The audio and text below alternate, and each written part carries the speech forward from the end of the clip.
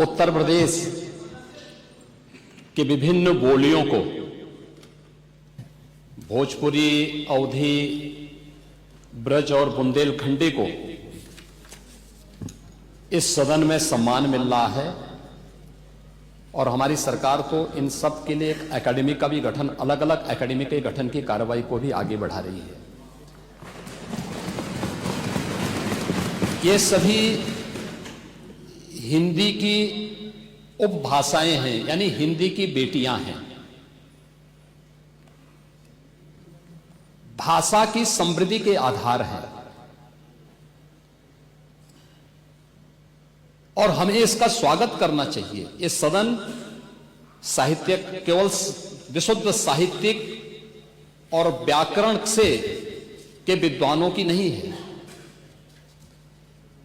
आम जन का प्रतिनिधित्व करने वाले माननीय सदस्य समाज के विभिन्न तबके से आए हैं। अंतिम पायदान पर बैठे हुए व्यक्ति की आवाज को भी इस सदन में मुखरता मिले, इसके लिए अगर किसी को हिंदी में वह धारा प्रवाह नहीं बोल सकता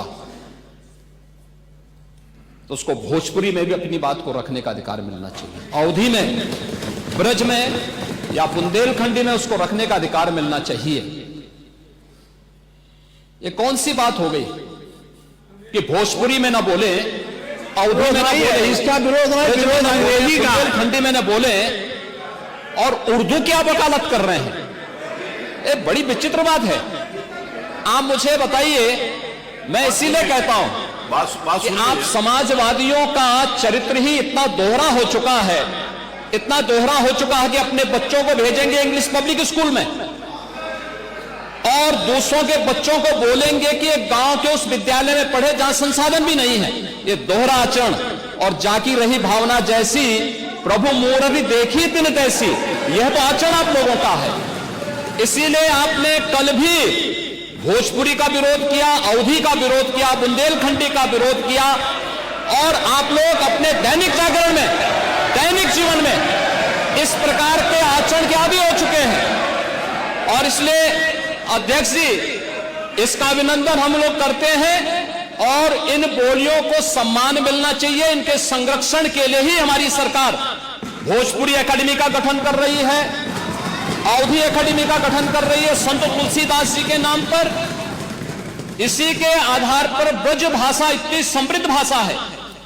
सूरदास जी ने अपनी सभी रचनाएं उसी भाषा में दी हैं। संत तुलसीदास जी ने अपनी कालजयी रचना रामचरितमानस, जो इस सदन में ही नहीं, उत्तर भारत के अंदर और भारत से प्रवासी हुए जितने भी ऐसे लोग हैं जो मॉरिशस में या दुनिया के फिजी में या दुनिया के किसी देश में गए, उनके संकट काल में रामचरितमानस ही तुलसीदास जी का अवधी भाषा में रचा गया रामचरितमानस ही उनका सहारा बना था।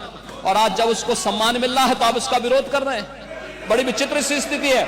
आप हर अच्छे कार्य का समाज, आज के यही ढोंग है आप लोगों का, यही ढोंग है। हर अच्छे कार्य का आप विरोध करेंगे, हर अच्छे कार्य का आप विरोध करेंगे।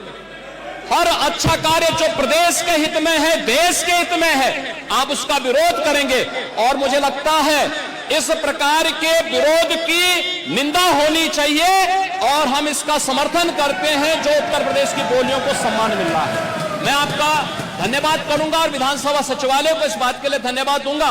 कल हम लोगों ने यहां पे इसका शुभारंभ किया, समाजवादी पार्टी ने उसका विरोध किया है और मुझे लगता है कि प्रोसीडिंग का हिस्सा होना चाहिए। इनको समाज के सामने एक्सपोज करना चाहिए। अपने बच्चों को ये लोग पढ़ाएंगे इंग्लिश स्कूलों में और दूसरे के बच्चे के लिए अगर वो सुविधा सरकार देना चाहते हो, कहते नहीं उर्दू पढ़ाओ इसको, यानी उसको मौलवी बनाना चाहते हैं, कठपुल्ला पर जोड़ते इसको ले जाना चाहते हैं। ये नहीं चल सकता है।